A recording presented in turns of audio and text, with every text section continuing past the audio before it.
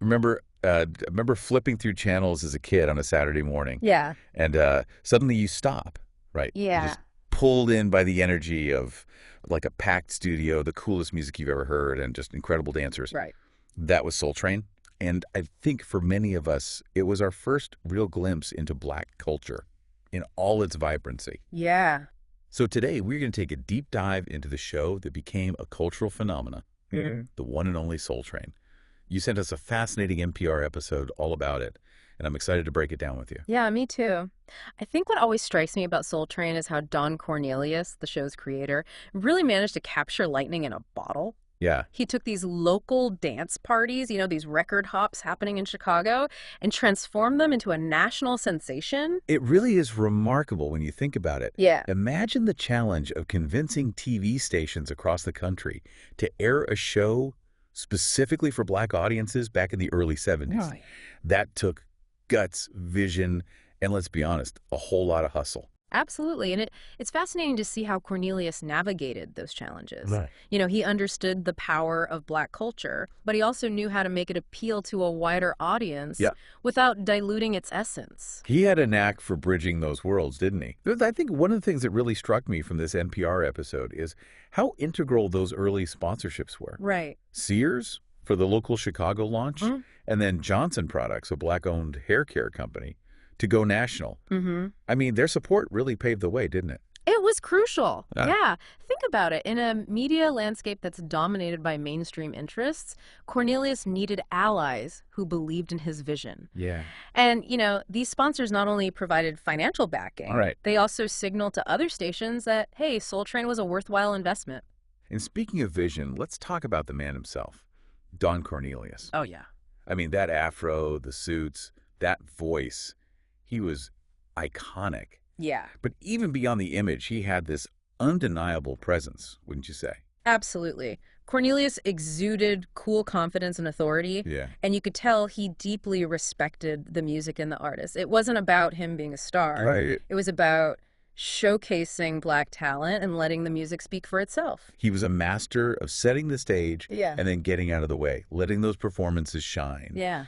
And those interviews, so casual, so unscripted, Yeah. like that clip with Marvin Gaye just hanging out on stage talking about life. Yeah. It felt so real, so raw. It was a breath of fresh air, especially compared to the stiff, overly rehearsed interviews you often saw on other music shows. Yeah. Cornelius understood the power of authenticity, of letting those artists' personalities and stories come through. He created a space where Black artists could be themselves, fully and unapologetically. Mm-hmm. And I think that resonated with audiences, regardless of race. Yeah. We all crave that genuine connection, that glimpse behind the curtain. Speaking of connection, we can't talk about Soul Train without mentioning the Soul Train line. I mean, who hasn't tried to bust those moves at some point in their lives? Oh, come on. It's become a cultural touchstone, hasn't it? Absolutely. Yeah. But, it's more than just a dance, I think. It's this incredible embodiment of Black culture.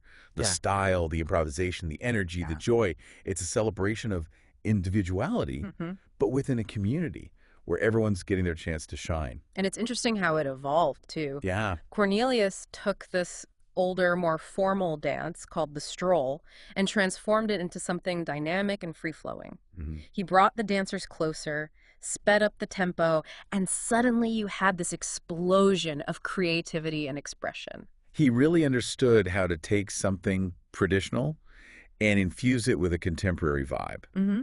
And I think that's a big part of what made Soul Train so special. It honored the past while paving the way for the future. He wasn't afraid to push boundaries, to showcase different styles, to let the youth lead the way. Right. And in doing so, he created a cultural phenomenon that continues to inspire and influence us today. And it wasn't just the dance moves. Soul Train had this incredible impact on fashion, too. Oh, yeah. Think about those platform shoes, the bell-bottoms, the afros, the head wraps. Yeah. It was like a weekly fashion show pushing boundaries and celebrating Black style. It's true. You couldn't just watch Soul Train for the music. You had to see what everyone was wearing. Right. It was a visual feast, and it definitely influenced my own fashion choices back in the day. Yeah. Do you remember what stood out to you? Oh, absolutely. It was a time when people weren't afraid to express themselves through their clothes. Yeah. And Soul Train gave a national platform to Black designers and stylists who were creating these bold, innovative looks. It was a celebration of Black creativity in all its forms. Yeah. But it wasn't just about aesthetics, was it? No. Soul Train also played a crucial role in shaping Black representation in the media. Absolutely. For many viewers, it was the first time they saw Black people portrayed in a positive, empowering light. And it wasn't just the performers, it was the audience, too. Right? Those stylish, energetic young people dancing in the aisles. Yeah. They challenged stereotypes and presented a different image of Blackness to the world. It normalized Black joy, Black beauty, Black culture in a way that mainstream media had never done before. Right. And it's important to remember that this was happening during a time of immense social and political change. Yeah. Soul Train provided this safe space, this haven, where Black people could celebrate their identity and connect with each other. It was a powerful counter-narrative to the often negative or limited portrayals of Black life in the media. Yeah. And it had a profound impact on generations of viewers. Mhm. For many, it was a source of pride, inspiration, and validation. And it wasn't just Black viewers who were tuning in. Right. Soul Train had this crossover appeal that transcended racial boundaries. That's what's so fascinating about it. The music, the dancing, the energy. Yeah. It was infectious, and it spoke to people on a universal level. It proved that despite our differences, we all share this fundamental human desire for connection, expression, and joy. And it's interesting how that simple concept, that pure expression of joy, became so central to Soul Train's legacy. Yeah. It wasn't about trying to be cool or edgy or preachy. Right. It was about letting loose, having fun, and celebrating life. That's what made it so authentic and endearing. Yeah. You could feel that energy coming through the screen, and it made you want to be a part of it. Right. And that's something that's missing from a lot of contemporary music shows, wouldn't you say? Absolutely. It feels like everything is so calculated and polished these days. Yeah. So focused on image and branding. Right. It's hard to find that raw, unfiltered joy that Soul Train had in spades. It's a different era, a different media landscape. Yeah. But I think there's still a hunger for that kind of authenticity. Yeah. For a show that celebrates music and culture in a way that feels genuine and inclusive. We could definitely use a dose of that Soul Train magic right now. Yeah. But even though the show ended, its legacy lives on, doesn't it? It does. Those spontaneous dance circles that erupt at parties, weddings, even just gatherings in the street. Mm-hmm. That spirit of communal joy and expression that's straight from Soul Train. It's woven into the fabric of our culture. Yeah. And it speaks to the power of the show's influence that it's still so present in our lives today. It's a reminder that some things are timeless, universal. Mm-hmm. That joy, that sense of community, that shared love of music and dance. Yeah.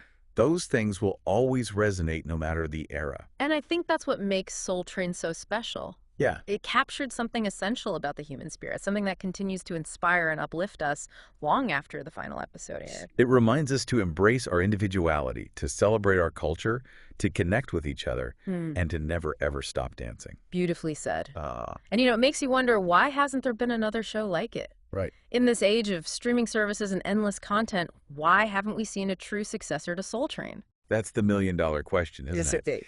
It's easy to say that times have changed, that audiences are different, Yeah. but I can't help but feel like there's still a place for a show that celebrates music and dance in a way that's authentic, joyful, and inclusive. Right.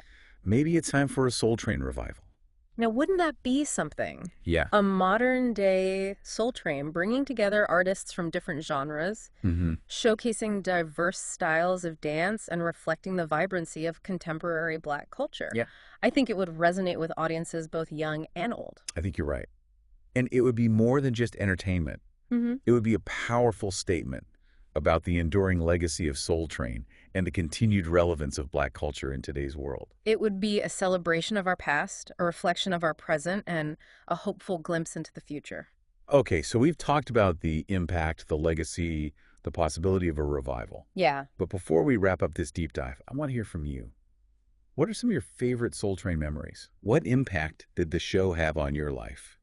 We'd love to hear your thoughts and keep this conversation going. And maybe, just maybe, if enough of us start talking about it, we can make this dream of a Soul Train revival a reality.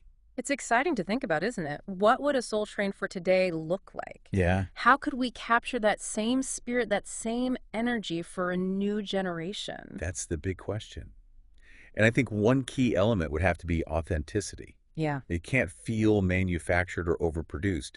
It needs that raw energy, that sense of genuine joy and spontaneity that made the original so captivating. absolutely. It has to feel like a real party, Yeah. not a staged performance. It Right. needs that sense of community, of Yeah. everyone coming together to celebrate music and dance. But what about the music itself? Would it stick to classic soul and funk or embrace a wider range of genres? That's a tough one. On the one hand, you want to honor the legacy of the show and those classic sounds. Yeah. But on the other hand, music has evolved so much since Soul Train's heyday. To be relevant today, you'd have to include a mix of genres that reflect the diversity of black music today, Yeah, from hip-hop and R&B to Afro beats and beyond. I agree. It needs to represent the full spectrum of black musical expression, Yeah. while still maintaining a certain level of quality control. Hmm, You know, not every song deserves a spot on the Soul Train line. definitely not. Yeah. But speaking of the line, Yeah.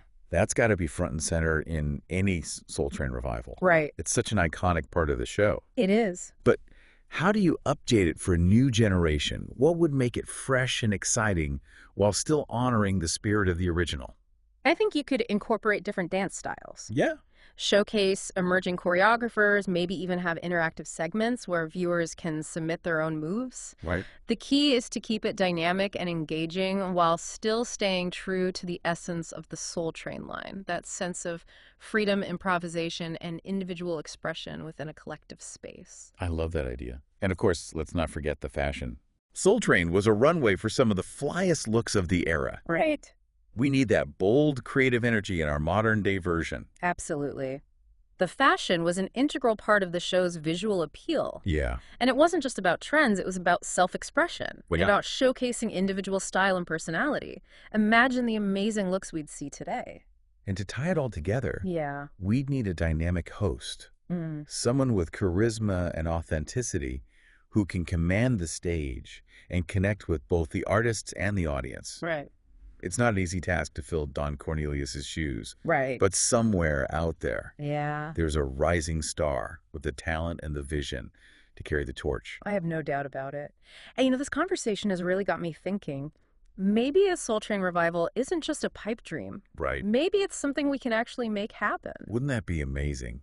To see that legacy continue to inspire a new generation with the spirit of Soul Train? It's a beautiful thought. And if Soul Train has taught us anything, it's that dreams have a way of becoming reality Yeah. when enough people believe in them. So let's keep that dream alive. And in the meantime, I encourage everyone listening to do a little Soul Train deep dive of your own. Yeah. Check out some classic clips online, put on your favorite tunes, and let loose. You won't regret it. It's a dose of pure joy and inspiration, a reminder of the power of music to connect us and uplift us. And that's a wrap on our deep dive into Soul Train. For more fascinating explorations of history and culture, be sure to subscribe and join us on our next knowledge adventure. Thanks for listening, everyone. And remember, keep the Soul Train spirit alive.